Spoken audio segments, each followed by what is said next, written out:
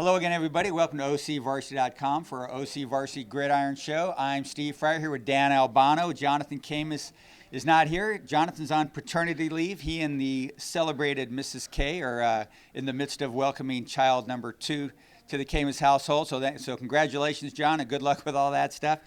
Dan, it's the final week of the regular season. So many great games coming up. So many things that happened last week that are outstanding. Let's talk a little bit about our athletes of the week.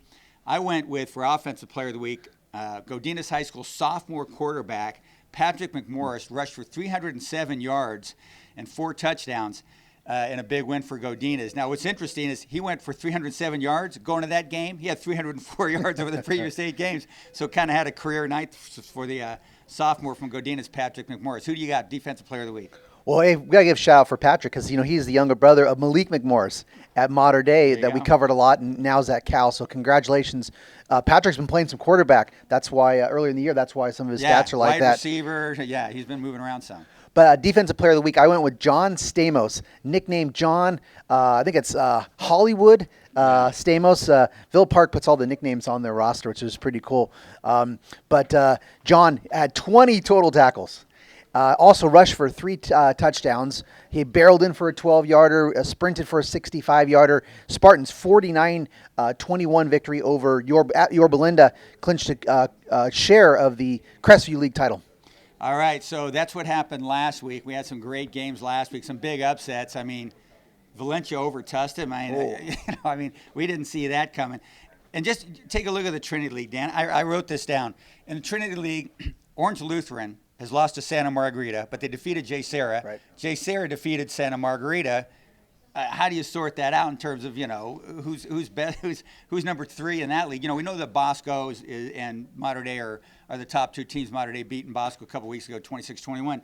But the other teams in that league, I don't know how do you separate them. Yeah, a lot of parity in the Trinity League. We'll get one more round this week, and maybe we can go by the standings at the end. But everyone's kind of beat everybody else up after those top 2 places. Yeah, a lot of good games in that league. I think Servite, Santa Margarita. That should be a pretty tight one. Hey, looking at some of the other games in the Freeway League, Buena Park is riding high and doing really well after beating La Habra. And they've got Troy this week, and Troy's kind of, bubbling under, but they're really good right there. I think Buena Park's going to win this game, but is this sort of the game where maybe Buena Park is, they got that La Habra win in the pocket, they're looking down the road at the playoffs, which begin next week. Is this a game that Buena Park might get trapped, as we say? I don't think so because there's too much going on the line. Right. La Habra's rooting hard for Troy Warriors this week because if Troy wins, it's a 3-way tie for first place in that league. All at three would be all 4-1 teams. Who knows how they would break that league? But Troy is excited. They're telling their kids. Coach Hastings is saying, "Hey, we're playing for a league championship this week." And when was the last time Troy's been able to say that with the powerhouses of La Habra and Buena Park in this league? So great job by Troy. Josiah Norwood's playing well, but Buena Park, they're going Division III. It's looking like a brutal division with La Mirada and Edison. They got to be playing their best ball, and there's a lot to play for. And I think the Coyotes have a good chance. There's interesting common opponents, right, in this game. You look at the league opponents. Both Troy and Buena Park played Fullerton very close, squeaked out victories, 15-14, stuff like that. Yeah. But then the ace in the deck for Buena Park is that victory against La Habra. Yeah, for sure. That's an ace over the last many years for that team. Okay, so now we got another game down in the South Coast League. Mission Viejo, which had a bye last week, they play San Clemente this week. That's at San Clemente. I'm thinking Mission, they're rolling so well. They're playing so great. Colin Schooler, Matt McDonald, on and on and on. Just so many really good players over them. They've done so well so far. Coming off the bye week, I don't know that you kind of get a little bit of rest after 1 week. Maybe so, maybe not. Last week they had their bye week. Mission Viejo did before they went to the playoffs, and we know what happened there. They won, state and section title, so bye week didn't hurt them last year. Right. And San Clemente's got, this is a huge game for them, and it's down at Thalassa Stadium, San Clemente's home field. It's kind of a tough place for people to go play at.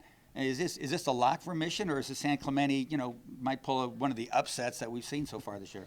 No, I don't think it's a lock for Mission Viejo. Yeah. Diablos, like you said, won a state leading 37 consecutive games. Yeah. That streak is really getting impressive now.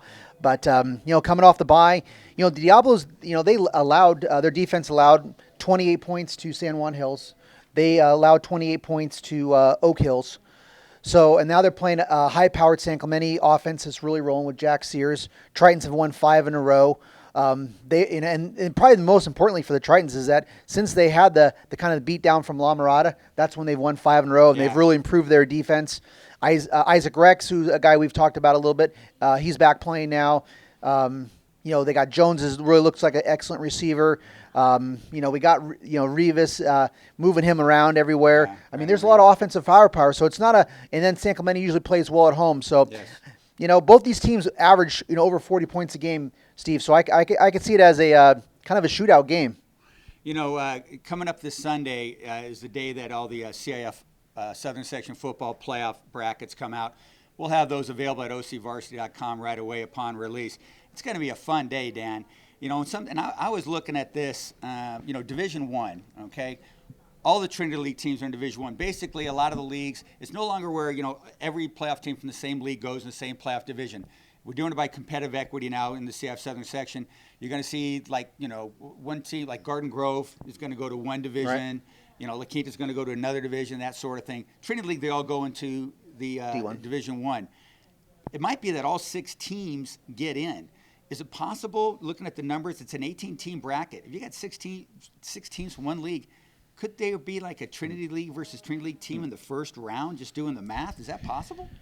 It could be. I mean, that's a lot of Trinity League teams to bracket. Yeah. You have 8 first-round games, so they could avoid it, but there's going to be that's going to be a difficult bracket to put together. Yeah. I'm sure the Southern Section, administrators, this is something they've been working on for a while. They don't just pop in on Sunday and put that bracket together. I mean, their bracket's been in place probably this week or even last week. They're putting it together. And we talked about that Servite game. I mean, they got to get in, right? Yeah. They're the most desperate team out there in the Trinity League. 4-5. So they go into that Santa Margarita game. Right. At Saddleback College, right? That they're the most desperate team, because great victory for the Eagles last week. Really shutting down Orange Lutheran. They got to 500 last week, so they're kind of in. So and I talked a little bit, and traded some messages with Tyler Lytle over the weekend, and he says the Servite quarterback. He says these guys are committed, they are confident, and they're working with some young players, and their confidence is not shaken.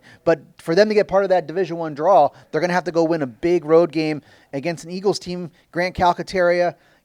So it could be 5, it could be 6. We'll see how it goes. Playing good at QB for us, Margarita right now. Yeah, so it's going to be pretty tough. Chad Magyar, he played really well running the ball and receiving last week. Really picked up the Eagles, and Richard Wagner's been solid in that defense because it was 16-0 going into the fourth quarter. SM over Olu. That's really surprising because Olu's been scoring a lot of points too. Yeah, they have. It's going to be an interesting week for us, but also Sunday's going to be interesting. Again, that's the day that all the CF brackets come out because we're going to have Orange County teams just splattered all up and down all 13 divisions. You're going to see a lot of top-seeded Orange County teams in some divisions, like Catella here and there, Santa Ana, and things like that. El Medina, Elmo, man, Brethren Christian, maybe Santa Ana. Yeah. We've got some teams to watch in a lot of divisions this year. Maybe like 6 or 7 divisions where you look at a county team and go, hey, they got a shot in that division. Absolutely. It's going to be pretty fascinating Sunday. So we'll have all of that activity going on at OCVarsity.com. And, of course, the big final week of the season, we're going to be trying to figure it out as best we can here at OCVarsity.com, where we've got you covered.